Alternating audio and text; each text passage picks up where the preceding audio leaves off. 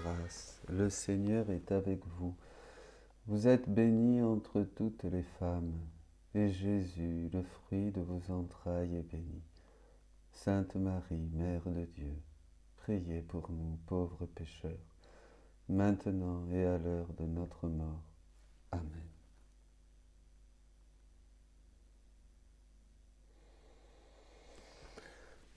Bonjour mes amis.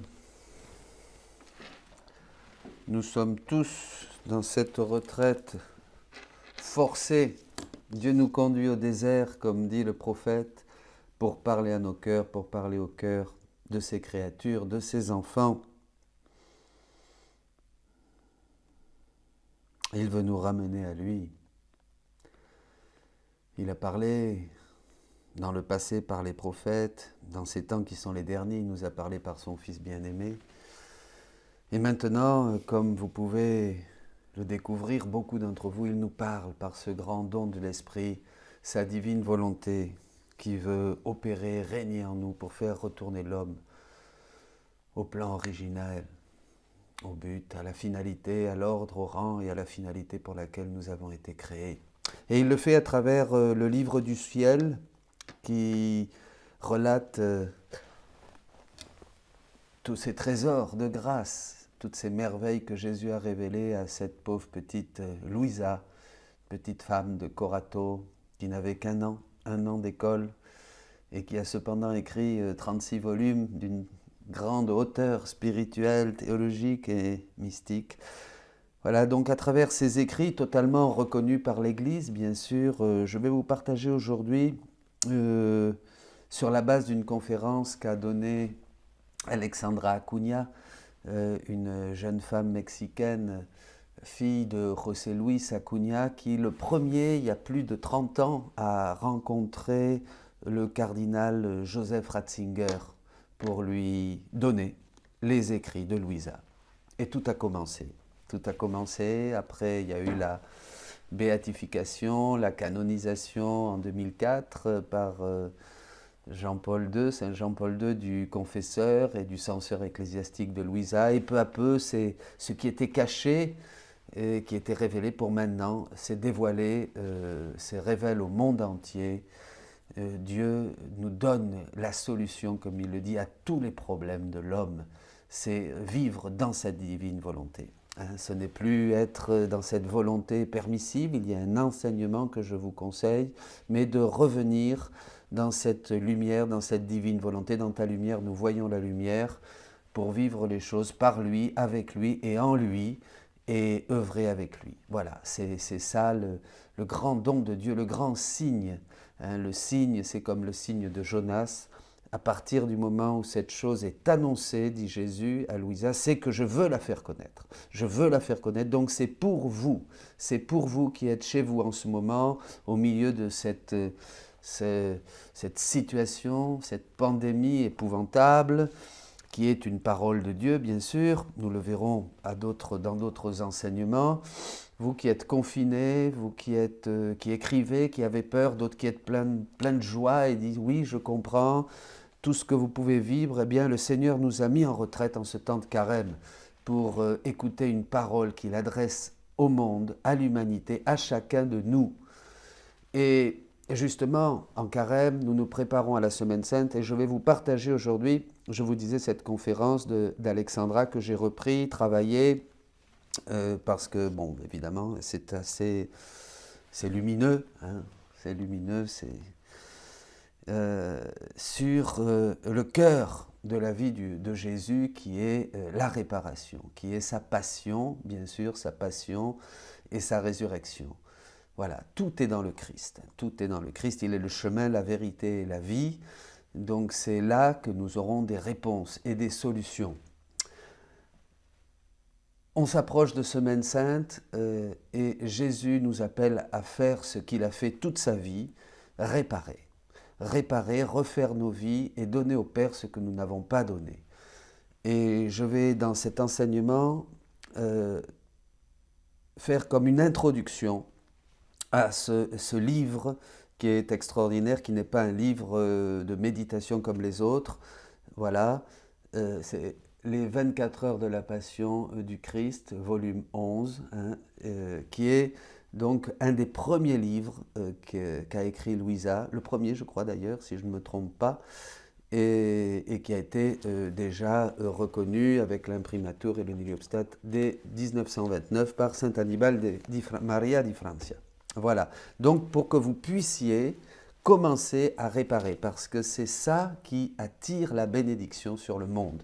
Ce sont des âmes réparatrices, des âmes qui permettent à Jésus de revivre en lui tous ces mystères d'amour. C'est ça, comme le dit le catéchisme d'ailleurs de notre Église catholique. Alors, nous allons commencer.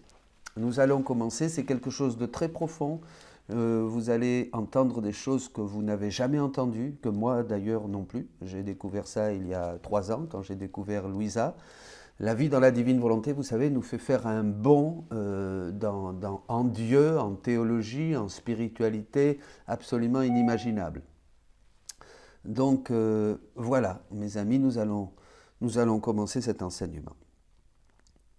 Nous avons tous faim de recevoir plus de Dieu dans nos vies. C'est pour cette raison que beaucoup, justement, sont attirés par la divine volonté et voient que c'est vraiment la réponse de Dieu. C'est le grand don de Dieu à l'humanité aujourd'hui. Il n'y a pas de plus grand don. C'est le grand don de Dieu à l'humanité. Pour cette raison, beaucoup écrivent, cherchent, demandent et ils pressentent une plénitude de vie chrétienne à laquelle ils aspiraient. Beaucoup d'entre nous, nous aspirions à une plénitude de vie chrétienne, mais alors on ne savait pas trop. Alors on se disait, c'est plus dans ceci, c'est plus dans cela, c'est plus telle manière, c'est plus telle chose, telle révélation, tel message. Parce que les écrits de Louisa ne sont pas un message parmi d'autres messages, ne sont pas une révélation.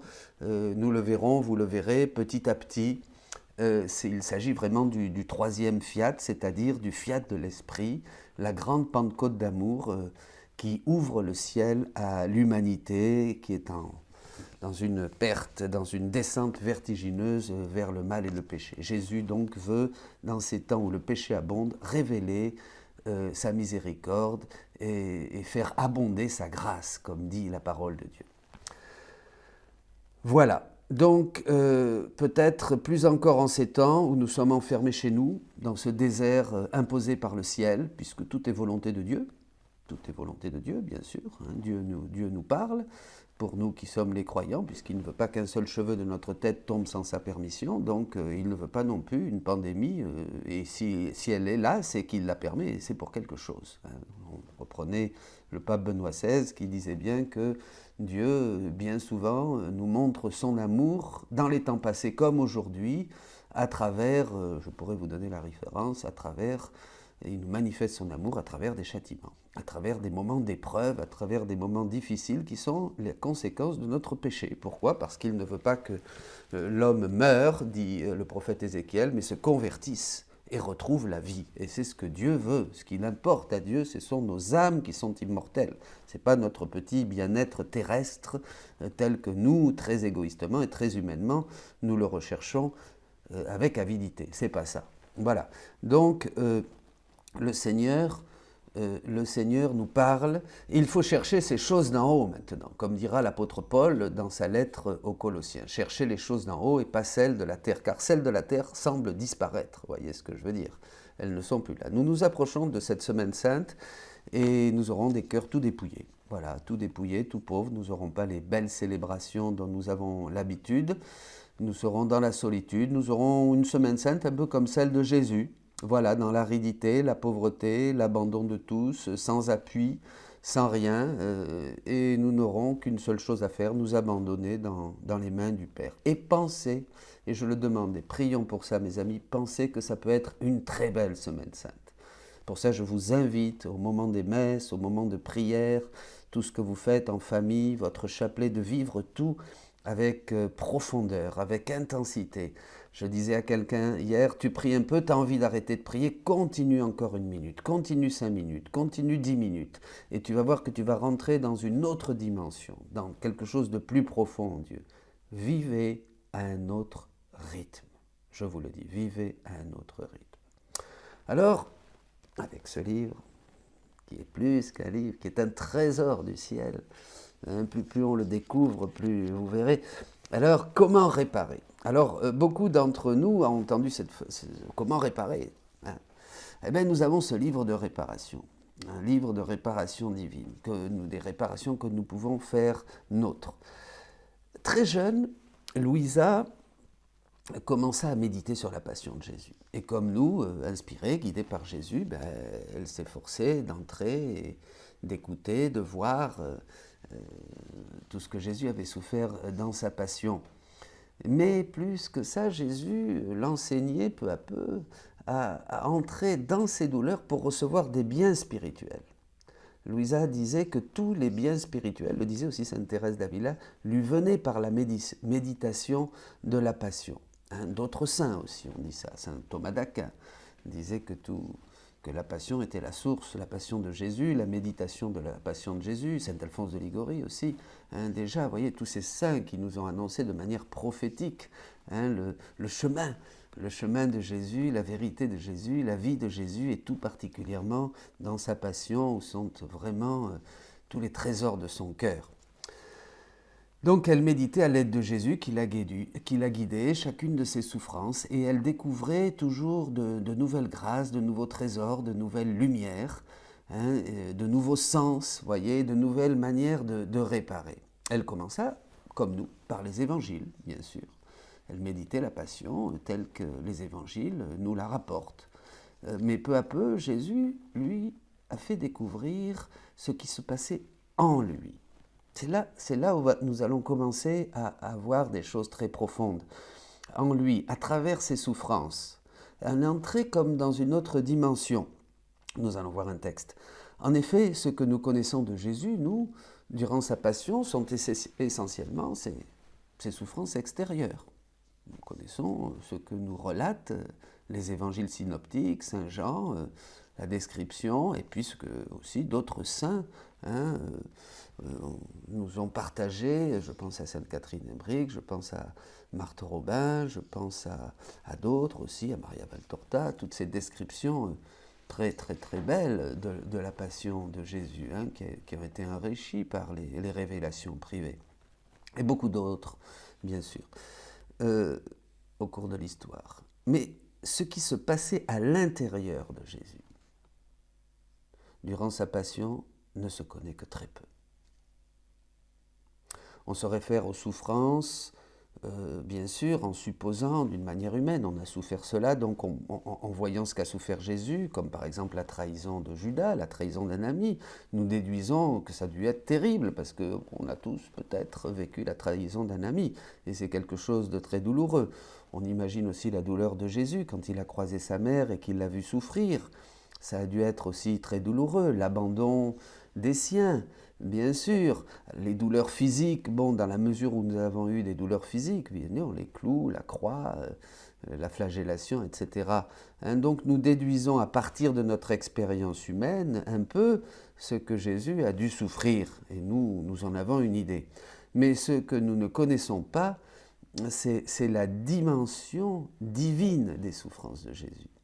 C'est la dimension divine des souffrances de Jésus. Cela, nous l'ignorons. Nous savons juste qu'il est homme et Dieu. Mais comment... qu'il est homme et Dieu. Mais comment agissait sa divinité durant sa passion, ça nous ne le savons pas. Et c'est ça justement qui est intéressant. C'est comment agissait sa divinité, sa divine volonté dans son humanité. Voyez. Et c'est ça que Jésus nous révèle en ces temps. Quelle était la dimension universelle, le sens de chacune de ses souffrances, de ses peines, chaque sens, chaque souffrance spécifique, chaque douleur spécifique qu'il multipliait durant sa passion. Nous n'en avons aucune idée. Le pourquoi de ces choses-là, la puissance de ses prières comme Verbe incarné, ce qu'il disait au Père, ce qu'il faisait monter vers le Père pour tous les hommes, de tous les temps, de toutes les générations, au nom de tous, tout ça nous l'ignorons. Et c'est justement ce que nous allons découvrir, ce que Jésus veut nous découvrir aujourd'hui. Il dit d'ailleurs dans un passage, depuis 2000 ans, vous avez beaucoup médité sur ma rédemption. L'Église a beaucoup médité sur ma rédemption. Maintenant, il veut nous faire entrer, je veux maintenant révéler, il dit quelque chose comme ça, je veux révéler toutes les richesses de ma divine volonté. Vous voyez, en fait, c'est le Saint-Esprit qui nous conduit vers la vérité tout entière. Jésus disait à ses apôtres au chapitre 16, verset 12 de Saint Jean, « J'ai encore beaucoup de choses à vous dire, mais nous ne pouvions pas les porter. » Nous dit-il, l'Esprit Saint vous conduira. Donc là, on entre dans quelque chose qui n'est pas nouveau, ce n'est pas un ajout à la révélation publique, qui est close, bien sûr, avec la mort de Jésus et la résurrection, mais, voilà, mais surtout c'était à l'intérieur de Jésus. Donc il n'y a rien de nouveau. C'est seulement ça, comme dit le catéchisme, ça n'avait pas été explicité, mais c'est à l'intérieur de Jésus. Il n'y a rien qui est rajouté, c'est seulement le cœur de Jésus qui s'ouvre. Nous allons entrer à l'intérieur de Jésus et voir comment il œuvrait comme Dieu, ce que la divinité, ce que la divine volonté faisait dans son humanité, puisque c'était la divine volonté qui gérait tout dans l'humanité de Jésus. Bien sûr, tout, comme dans la Vierge Marie d'ailleurs, voyez.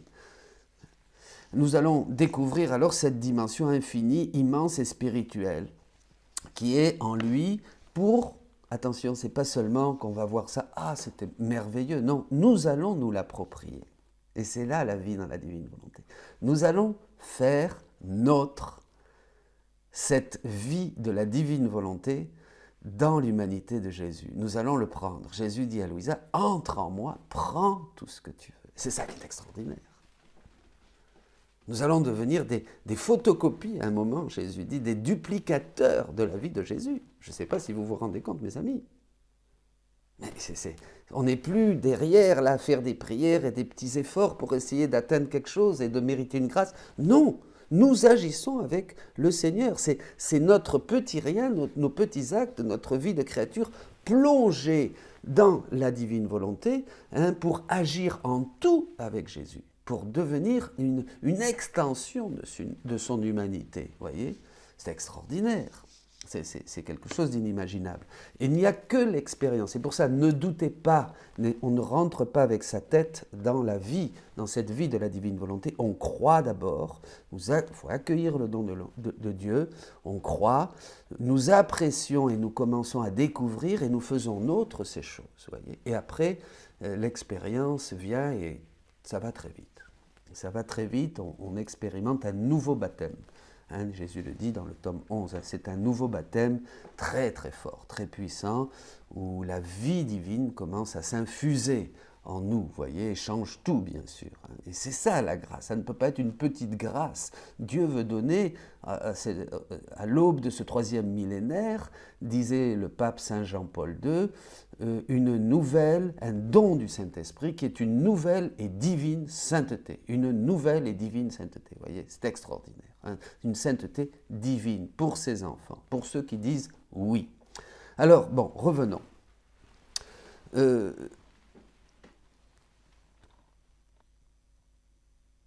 Dieu est homme à la fois. Jésus est homme et Dieu à la fois. Il divinisait ses souffrances en leur donnant une valeur divine. Vous êtes d'accord?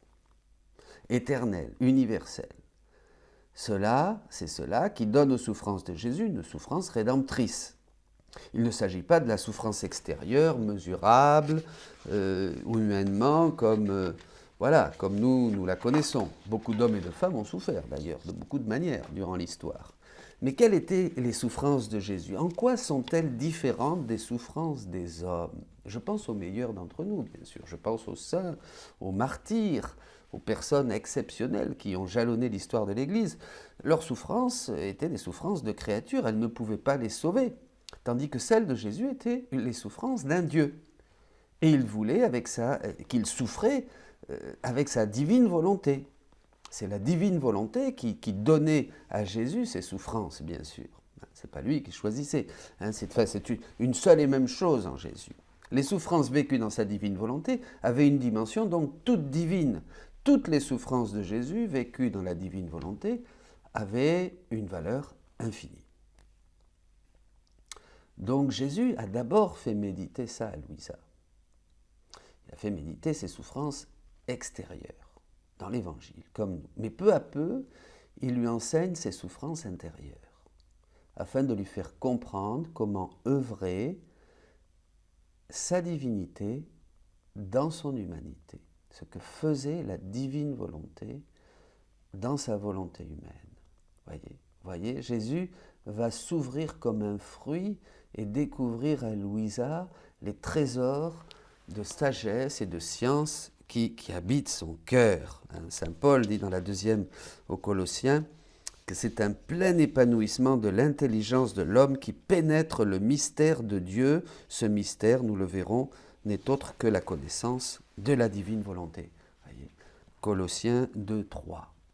Alors, nous allons méditer un passage de Louisa, et c'est le seul que nous méditerons durant cet enseignement. Il est très, très, très beau. Au volume 4, le 2 août 1902. Ce matin, j'éprouvais beaucoup de mal. Mon adorable Jésus est venu à l'improviste en répandant des rayons de lumière. Je me suis trouvé investi de cette lumière et je ne sais comment, je me suis retrouvé à l'intérieur de Jésus-Christ. Et là, on peut noter qu'il ne s'agit pas d'une vision de Jésus, comme certains en ont bénéficié, comme nous. Mais là, comme nous pouvons voir les autres, on est à distance. Même Bernadette, la petite Bernadette, vous voyez la Vierge Marie, à distance. Mais là, Louisa entre dans une autre dimension, une dimension supérieure. Elle se trouve à l'intérieur même de Jésus. C'est très important. Qui pourrait dire combien de choses j'ai comprises à l'intérieur de cette humanité très sainte? Je peux seulement dire que la divinité dirigeait en tout l'humanité de Jésus. Comme la divinité peut faire en un seul instant autant d'actes que chacun de nous peut ou veut faire durant toute sa vie. Et comme la divinité opérait dans l'humanité de Jésus-Christ. Vous voyez toutes les choses dont Louisa se rend compte à l'intérieur de Jésus. Elle voit combien la divinité fait en un seul acte autant d'actes qu'elle veut, d'une manière infinie. Et comme la divinité opérait dans l'humanité de Jésus-Christ, j'ai compris clairement que tout au cours de sa vie, Jésus béni refaisait pour tous, en général, et pour chacun en particulier, tout ce que chacun doit faire envers Dieu. Ça, c'est très important, je répète. J'ai compris clairement que tout au long de sa vie, tout au cours de sa vie, Jésus béni refaisait pour tous, en général, et pour chacun en particulier, tout ce que chacun doit faire envers Dieu. Ainsi, Jésus adorait Dieu pour chacun en particulier, il rendait grâce, il réparait, il glorifiait pour chacun, il louait, il souffrait et il priait pour chacun. Alors j'ai compris que tout ce que chacun doit faire a déjà été fait dans le cœur de Jésus-Christ. Mon Dieu.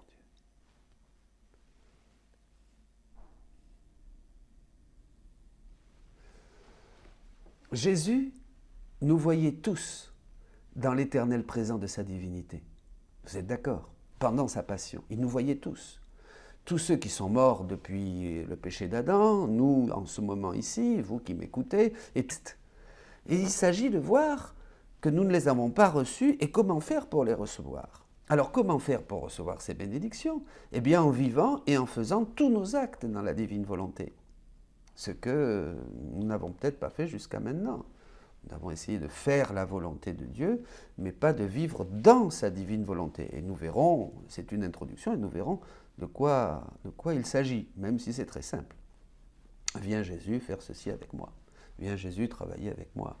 Viens Jésus au marché avec moi. Jésus veut le faire, je le fais. Jésus veut prier, je vais prier. Tu veux prier, dit Jésus, attends, entre en moi d'abord, prends ma prière. Voilà, c'est très simple. C'est très simple et les changements sont énormes. Jésus dit, nous ne savons pas faire de choses compliquées. Bon, en vivant avec lui, donc, tous nos actes, dans sa divine volonté, tout par lui, pour lui, avec lui et en lui. Dès que nous avons l'intention, Alors ça c'est très important là.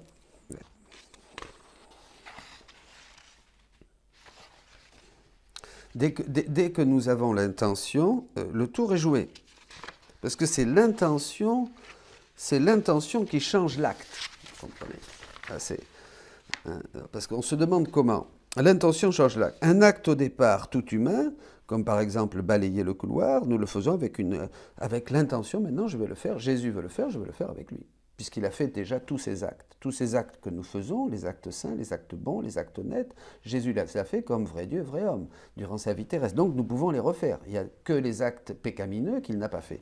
Donc voilà, nous comprenons tout de suite, l'intention va changer l'acte. Un acte qui était au départ humain, eh bien je vais le faire dans sa divine volonté et ça va devenir un acte divin, tout simplement. Voilà. Ah, mais c'est extraordinaire. Mais oui, c'est tout simple. Il n'y a pas besoin. Je peux réciter mon chapelet avec ma volonté humaine, d'une manière volontariste. Je veux dire non, je vais le réciter dans la divine volonté. Voilà, je vais le réciter. C'est Jésus qui va venir prier en moi. Voilà, je peux inviter la Sainte Vierge aussi. Voilà, et on vit les choses. Dès que l'intention est changée, l'acte est changé parce que la finalité de l'acte est changée. Nous aurons l'occasion de revenir sur ces choses, parce qu'au début ça paraît un petit peu comme ça compliqué. C'est normal parce que c'est divin d'abord, donc c'est toujours compliqué le divin, pour nous qui sommes très compliqués, en fait c'est très simple. Mais après vous inquiétez pas, il ne faut surtout pas s'inquiéter, il faut avancer. Jésus a promis que même si on ne comprend pas tout de suite, il touchera notre intelligence pour que peu à peu on comprenne. On va trouver des objections aussi de Jésus, certains, surtout si on est un peu formé, si on a une certaine science. Moi-même, j'ai résisté pendant 5 ans aux écrits de Louisa. Ça me paraissait très tarabiscoté, je ne comprenais rien et ça me donnait une sainte allergie. Et j'étais avec quelqu'un qui m'en parlait tout le temps. Et alors, et un jour, bon, voilà, en fait c'est très simple. Il ne faut pas s'inquiéter, il faut avancer, c'est tout. Il faut croire, commencer à croire. Parce que même si on a des doutes, dit Jésus, on ne trouvera rien d'erroné, aucune erreur théologique. Ça, c'est important. Là, je vous mets au défi de trouver, d'ailleurs, bon, c'est pour ça que c'est approuvé par l'Église, mais il n'y a aucune erreur. Alors, continuons, revenons à ça. L'intention de vivre tous nos actes dans sa divine volonté. Alors, le ciel s'ouvre, là, tout de suite, le ciel s'ouvre. Vous voyez, mes amis, dès que nous avons cette intention, le ciel s'ouvre pour laisser descendre toutes les bénédictions que le Seigneur avait prévues pour nous, pour toi, pour moi, à partir du moment où nous commençons à vivre dans la zone de sa volonté voulue, dans la zone de sa divine volonté. Là, déjà, ça descend.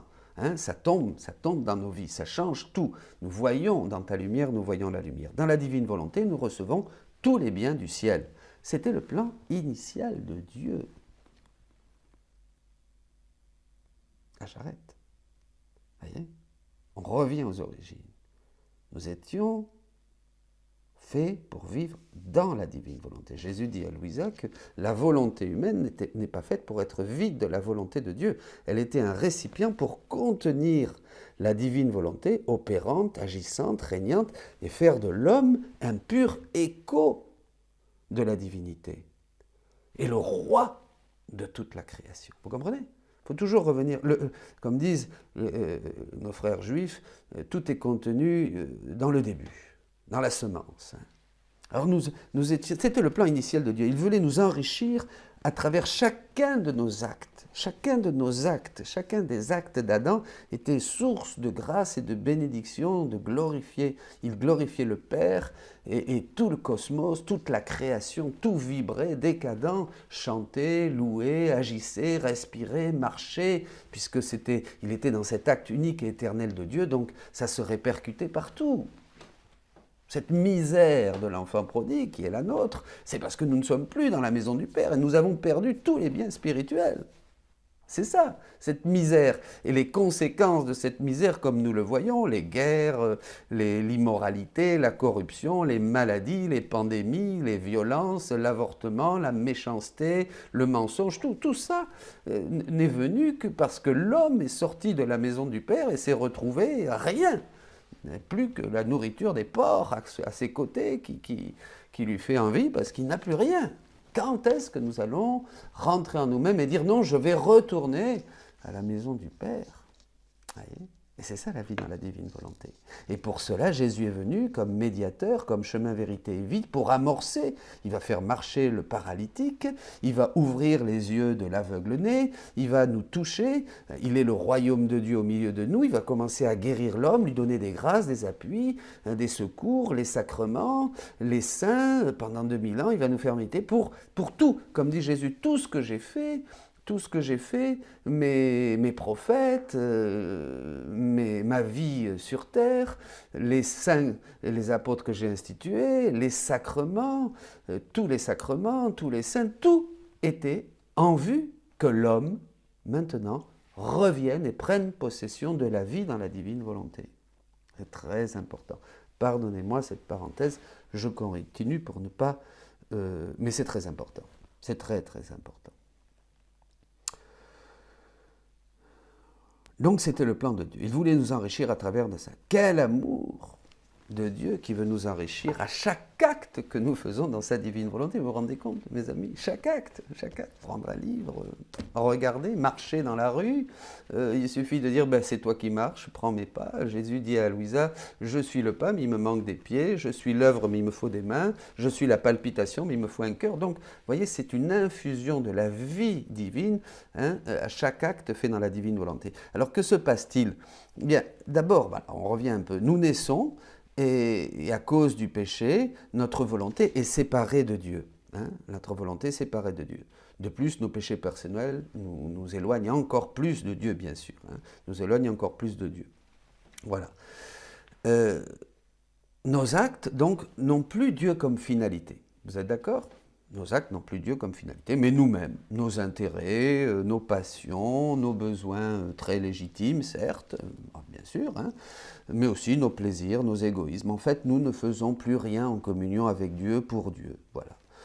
Nous ne sommes plus connectés. Jésus dit qu'il n'y a plus la connexion, voyez, à travers l'acte. Parce que là où nous ressemblons à Dieu, c'est par l'agir. Ce n'est pas quelque chose d'intentionnel, une belle prière, où je suis des petites vertus, tout ça. Non, non. Là, c'est notre agir qui nous rend ressemblant à Dieu.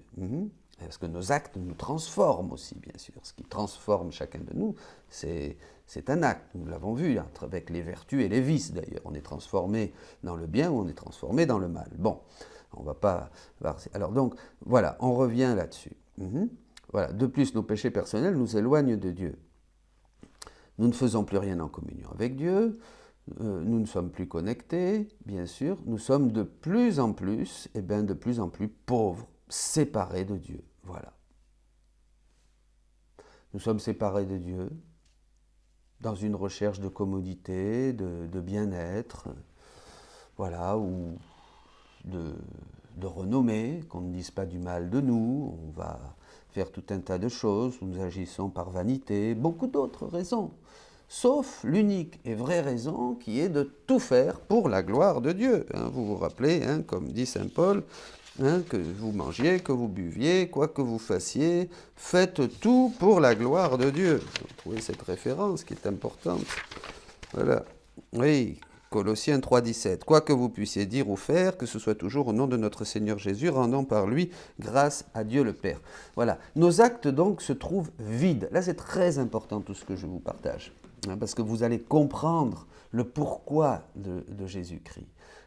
Et c'est une introduction, bien sûr. Après, Jésus va vous révéler des trésors pour continuer dans cette lumière et s'en approprier et en vivre, bien sûr, parce que c'est l'expérience qui nous fait comprendre. C'est l'expérience de la vie dans la divine volonté qui continue à nous ouvrir d'autres horizons. Après, c'est trop, vous direz, mais c'est fou, c'est trop. Oui, c'est comme ça, c'est tellement beau, c'est difficile de pouvoir le partager. Bon, alors... Ils ne sont plus faits pour Dieu, nos actes. Ils ne sont plus offerts à Dieu, ils ne sont plus vécus dans la divine volonté, et Dieu qui voulait nous bénir ne le peut pas. Alors quelle tristesse pour lui, parce que Dieu ne peut nous bénir que quand on fait un acte dans sa volonté. Déjà, quand on faisait la volonté de Dieu, comme un bon serviteur, le Seigneur nous récompensait, hein, entre dans la maison de ton maître, bon et fidèle serviteur. Je ne vous appelle plus serviteur, je vous appelle ami, il y a une progression. Mais là, c'est différent, on va faire des actes avec Dieu, par lui, avec lui, en lui. Tout ce qu'on fait, même les petites tâches de la vie quotidienne. Et là, c'est ce qui permet à Dieu de nous bénir de nouveau, de nous rendre vraiment cet héritage que nous avons perdu par le péché originel et par nos péchés personnels. C'est l'abondance, ici-bas. Voilà. Le Jésus nous donne vraiment déjà la vie éternelle. La vie éternelle, c'est qu'il te connaisse, toi, Père, et celui que tu as envoyé. Mes amis, ne perdons pas ces actes si précieux, ces grâces, ne les gaspillons plus. Revenons à cette connexion avec Dieu. C'est ça la vie dans la divine volonté. Nous allons apprendre à vivre tout avec Jésus et à laisser le laisser vivre sa vie en nous. Voyez ? Alors, allons maintenant à la passion. Je vous disais, Jésus, durant sa passion, voyait tous nos actes.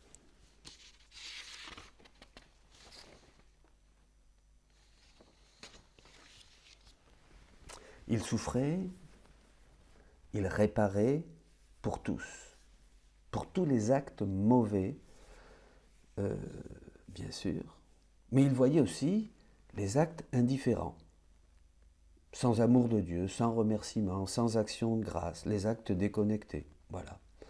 Et cela causait à Jésus une grande douleur, car il ne nous a pas créés pour cela, pour vivre vide, mais pour être riche de tous ses biens et pour nous donner son royaume en héritage, le royaume de sa divine volonté. Jésus, en voyant tous ces actes vides, a dû souffrir pour chacun d'eux et les refaire pour donner au Père toute la gloire que nous devions et que nous ne lui avons pas donnée dans nos actes. Là est l'essentiel.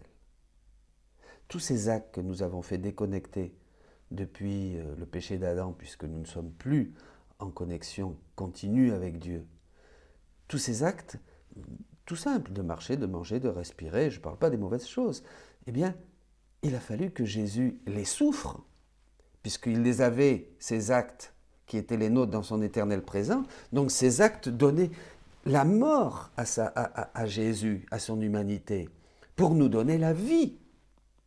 Vous comprenez ? Tous ces actes, même indifférents, je ne parle pas des actes de péché, bien sûr, il a dû donner au Père ce qu'on aurait dû donner, puisque à chaque respiration, à chaque instant, à chaque fraction de seconde, dans tout ce que nous vivons, disons, pensons, et même dans notre vie humaine toute simple d'homme, tout devait glorifier Dieu. Tout devait, donc quand on dit que le Christ, disent les pères, est venu assumer toute l'humanité, tout ce que nous sommes, c'est pour le reprendre, c'est pour nous refaire depuis l'intérieur et tout redonner au Père pour François, pour Michel, pour Claudine, pour Janine, pour chacun d'entre nous, puisque nous étions tous présents au moment de sa passion. Vous comprenez ? C'est ce que Louisa comprend quand elle dit dans le texte « J'ai compris clairement que tout au cours de sa vie, Jésus béni refaisait pour tous en général et pour chacun en particulier tout ce que chacun doit faire envers Dieu. Ainsi Jésus adorait Dieu pour chacun en particulier. Jésus donc a tout refait. Et comment Jésus pouvait-il réparer pour tous et pour chacun en particulier ? Dites-moi. Bien, par sa divine volonté. Si Jésus n'avait pas eu la divine volonté opérant en lui, ses actes n'auraient jamais pu être universels, n'auraient jamais pu rejoindre toutes les générations de tous les temps, du début jusqu'à la fin. C'était impossible, bien sûr. Au contraire, nous ne pouvons faire qu'un acte à la fois.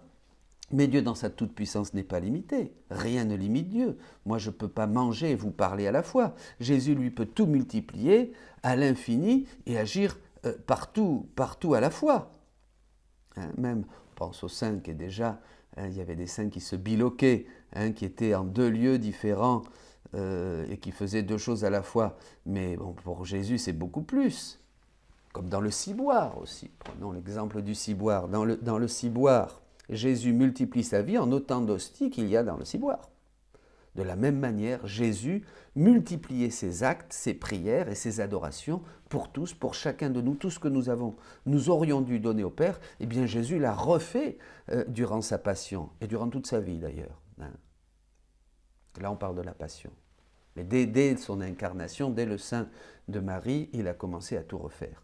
Voilà, il multipliait donc dans sa divine volonté absolument tous nos actes pour les donner au Père. Hein, pour chacun, pour nous, pour tous les hommes, pour chacun d'entre nous, tout ce que nous aurions dû donner.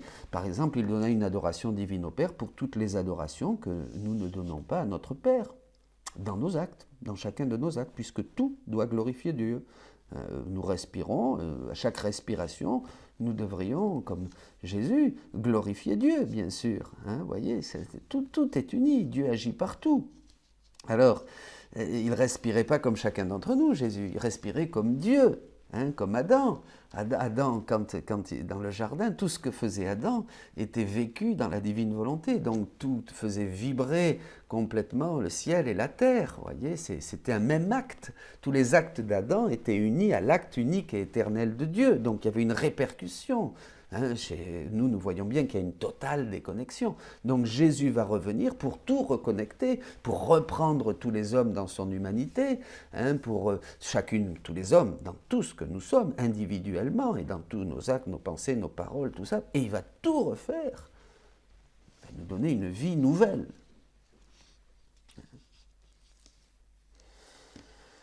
Donc Jésus réparait et refaisait toute notre vie. Il a dû donc tout refaire depuis sa conception jusqu'à sa mort. Jésus a fait tous les actes de la vie quotidienne, comme manger, marcher, dormir, et ainsi pour tout le reste. Il a fait tout ça pour nous, pour que nous puissions maintenant prendre dans la vie de Jésus, quand Jésus mange, quand Jésus travaille, quand Jésus cueille des fleurs, quand Jésus parle, quand Jésus prie, pour que nous puissions maintenant nous approprier tous ces moments de la vie de Jésus et les revivre avec lui, par lui, avec lui. Et en lui, c'est ça la vie dans la divine volonté. La divine volonté est vraiment une machine à remonter le temps. Jésus dit, tous mes mystères sont actifs, donc nous allons pouvoir, hein, tous ces mystères sont actifs, sont en acte dans l'acte unique et éternel de Dieu, donc nous pouvons nous les approprier. Nous pensons, voilà, c'est ça. Donc Louisa, qui voyait et comprenait tout cela, lorsqu'elle se trouvait devant Jésus, il a dit, Jésus adorait pour chacun en particulier, il rendait grâce, il réparait, il glorifiait pour chacun, il louait, il souffrait et il priait pour chacun. Alors j'ai compris que tout ce que chacun doit faire a déjà été fait dans le cœur de Jésus-Christ. Jésus a déjà tout refait et fait tout ce que nous devons faire. Alors maintenant, nous allons prendre tout ce qu'il a fait pour nous, nous l'approprier et vivre notre vie en Jésus. Voilà. Le laisser vivre sa vie en nous. Toute notre vie est donc parfaitement refaite en Jésus. Hein? Tout ce que nous n'avons pas donné au Père, Jésus, lui a donné pour nous. Pas de souci. On est tranquille. Hein? Bien sûr, avec beaucoup de souffrance et de mort. Ça, nous verrons. C'est justement en méditant dans le livre, vous allez voir et vivre. C'est pas seulement un livre qu'on lit comme ça. C'est vraiment entrer. Il faut prendre le temps. Hein, vous allez voir toutes les souffrances et leur signification, etc. Donc Jésus a donné une gloire complète au Père. Quand Jésus est venu sur la terre, il a fait tout cela, mais il nous a seulement manifesté dans les évangiles certaines choses à travers son humanité. Il ne nous a pas tout dit. On a vu l'extérieur de Jésus, la description. Il a manifesté beaucoup de choses, il nous a donné sa parole, mais il n'a pas révélé et fait connaître ce que faisait et opérait sa divinité de manière universelle. Pour toutes les générations. Dites-moi si vous saviez cela. Non. Est-ce que vous avez déjà lu dans un livre ces choses sur la divine volonté? Non. Est-ce que vous en avez entendu parler? Impossible, ça n'avait jamais été révélé. Donc, voilà. Il le dit d'ailleurs Jésus dans Jean 16, 12, j'ai encore beaucoup de choses à vous dire, mais vous ne pouvez pas les porter. Quand il viendra, lui, l'Esprit de vérité, il vous introduira dans la vérité tout entière. C'est justement ça, le décret divin.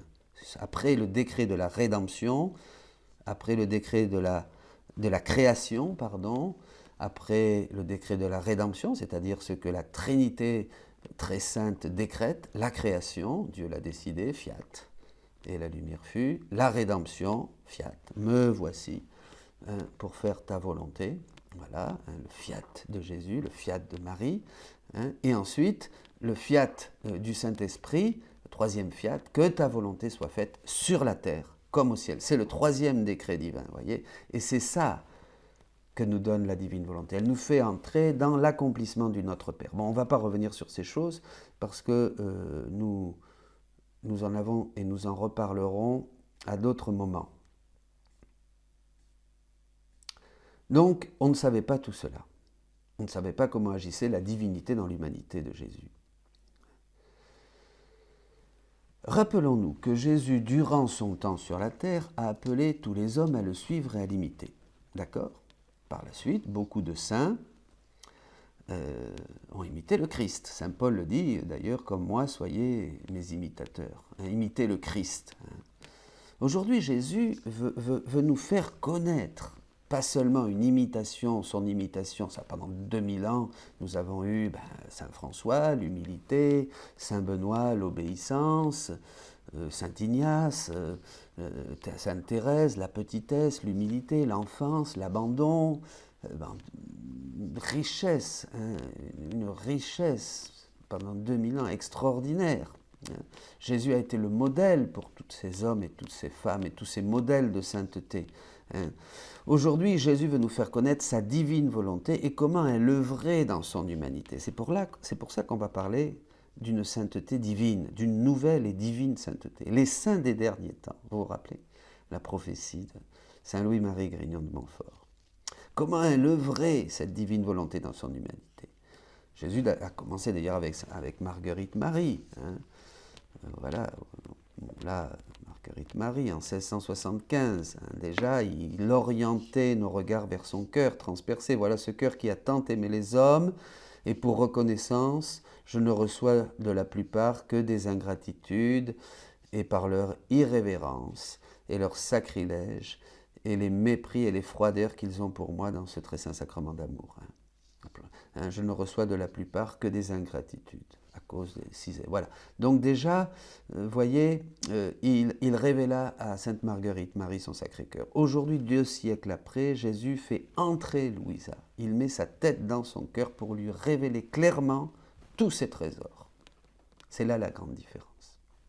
Et maintenant, nous revenons à la Passion, aux 24 heures de la Passion.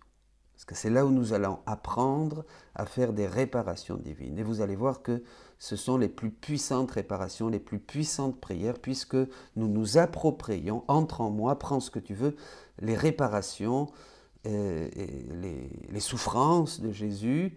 Ça ne veut pas dire que nous allons souffrir, que nous allons avoir les mains qui saignent ou des grandes douleurs. Ça, c'est des appels particuliers de certains, mais nous allons dupliquer la passion. C'est quelque chose d'absolument extraordinaire, ce que dit Jésus. Mais il ne s'agit pas d'une simple méditation. La passion, nous le savons, est le centre de toute la vie de Jésus-Christ, de toute la vie. Et dans les 24 heures, Jésus va montrer à Louisa ce que faisait sa divinité à travers chaque moment particulier de sa passion. Ça, on ne savait pas. Voyez. Chaque moment, chaque souffrance. Il va nous donner la signification, le pourquoi. Ici, dans les 24 heures, la flagellation, le couronnement d'épines, le chemin de croix ne seront pas une description extérieure de ces événements, mais à travers ces souffrances, Jésus révèle à Louisa ce qui se passait dans son intérieur. Il lui manifeste comment nous étions tous présents en lui et comment il faisait réparation pour chaque péché que nous avons commis. En pensée, en parole, par action et par omission. Pour chaque type de péché spécifique, Jésus va réparer. Et chacun va lui coûter une mort. Jésus est mort des milliers et des milliers de fois. Autant de péchés, autant d'actes déconnectés, autant de morts. Et Louisa, dans le cœur de Jésus, reçoit tout cela et nous le fait connaître. Voyez l'héritage que nous avons? Mais Jésus lui révèle aussi comment il priait le Père et ce qu'il lui disait, ce qu'il demandait au Père. Donc nous allons savoir, nous allons entrer dans l'agir de Jésus, son agir, son intérieur, et nous allons connaître toutes ces choses pour les refaire et pour faire descendre ces bénédictions. Les frères et les sœurs qui vivent dans la divine volonté sont des paratonnerres. Ce sont des grâces et des torrents de grâce que nous allons faire descendre sur le monde, mes amis, que vous faites descendre sur le monde par seulement un acte dans la divine volonté. Ce sont les plus puissantes prières, les plus grandes. Vous voyez ? La prière même du Christ, c'est cela qu'il appelle. C'est à cela qu'il appelle Louisa, à connaître cette prière, à vivre cette prière. En plus, il l'invite à unir sa volonté à la sienne et à travailler, à prier, à œuvrer comme lui, avec lui, à réparer avec ses propres réparations. Nous allons faire les œuvres du Christ. Vous ferez les œuvres que je fais, mais vous en ferez de plus grandes encore, dit Jésus dans l'évangile de Saint Jean. Ça ne peut être que ça. Ça ne peut être que ça. Je ne sais pas qu'est-ce que... Ce n'est pas dans l'ordre, dans l'agir humain, ce n'est pas dans l'horizontal que nous allons faire quelque chose de plus grand que le Christ. Non, ça ne peut être que ça. Ça ne peut être qu'en agissant dans sa divine volonté que nous faisons les œuvres du Christ, comme le Christ, d'une manière universelle, pour toutes les générations, passées, présentes et futures, et avec une valeur infinie. C'est ça. C'est extraordinaire, mes amis. Mais découvrir ça transforme notre vie, change complètement notre finalité, nous ouvre des horizons qui sont absolument infinis. Voyez ? Donc il nous invite à... On ne va pas seulement accompagner Jésus, comme on le faisait, mais on va réparer avec lui et l'inviter à répéter sa vie en nous. Ça, c'est très important, répéter sa vie en nous. D'ailleurs, le dit le catéchisme, au numéro 521. Et puis je vais juste lire un petit passage parce qu'il faut tout lire. Tout le numéro 521, c'est très très très prophétique, c'est incroyable. Tout ce que le Christ a vécu, il fait que nous puissions le vivre en lui et qu'il le vive en nous. Et je vous invite vraiment à lire la suite. Prenez votre catéchisme au numéro 521. On aura l'occasion de le lire ensemble. Ici se trouve la plus puissante prière que nous pouvons faire. Faire les mêmes prières et les mêmes réparations que Jésus. Attention à toutes ces prières. Alors là, je fais, et quelqu'un me l'a demandé 2 minutes, toutes ces prières, voilà la prière la plus puissante. Fais 1 million de je vous salue, fais passer ça. Tout ça, c'est humain.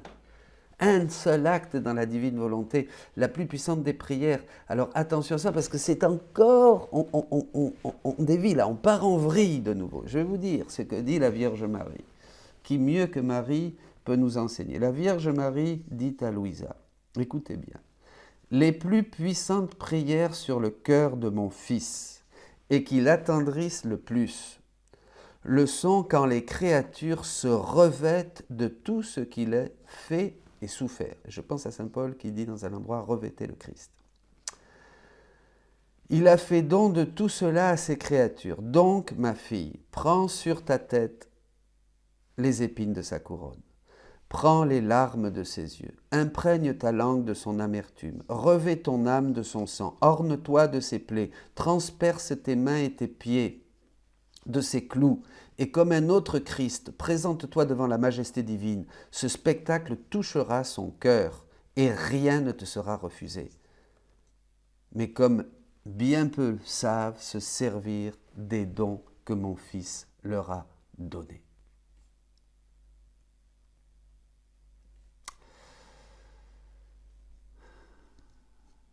Pas de prière plus puissante. Quelle bénédiction pour chacun de nous, pour nos familles, pour notre nation, pour le monde entier qui souffre tant en ce moment, mes amis. Regardez ce que souffre le monde. C'est pour cela qu'au début du livre des 24 heures, Jésus parle de toutes les bénédictions et indulgences, parce que Louisa me dit, mais il n'y a même pas d'indulgence alors sur ces... Ah ben Jésus lui dit, il lui dit, mais comment il n'y a pas d'indulgence? Une âme pour chaque mot. Hein, il parle des mérites infinis, il n'y a pas de prière plus puissante, car elles ne partent pas d'une volonté humaine, mais d'une volonté divine. Vous comprenez? Et c'est cela que nous allons réparer. Si nous entrons dans cette prière de Jésus, si nous voulons prier avec lui, entre en moi. Tu veux prier? Entre en moi. Hein, dit Jésus, prends ce que tu veux. Je vais prendre la prière, la supplication de Jésus avec lui, dans sa divine volonté. Nous allons la faire nôtre, nous allons faire nôtre tout ce qu'il a vécu, et le laisser revivre, comme dit le catéchisme, hein, le laisser revivre en nous, ce qu'il veut, ce que cherche Jésus. Je veux me retrouver en toi. Jésus cherche des cœurs, des âmes victimes. Jésus cherche des âmes qui veulent achever dans leur chair ce qui manque à la passion du Christ pour le corps, pour son corps qui est l'Église, pour le monde entier, un Colossiens 24. Vous voyez, c'est ça. Je veux me trouver en toi, dit Jésus. C'est extraordinaire. Jésus cherche ça. Il ne cherche pas que nous faisions des choses. Il cherche des lieux, des âmes qui lui permettent de revivre sa vie, hein, de revivre ses prières, de faire ses réparations, de faire les mêmes choses que lui. Par la divine volonté, évidemment. Maintenant, c'est possible, puisque c'est lui qui vient le faire en nous. Vous comprenez ? Voilà, si nous entrons dans cette prière et nous le laissons vivre en nous, nous ouvrons le ciel sur nos vies et sur le monde entier, bien sûr. Ce monde qui souffre tant. Il suffit seulement de se décider.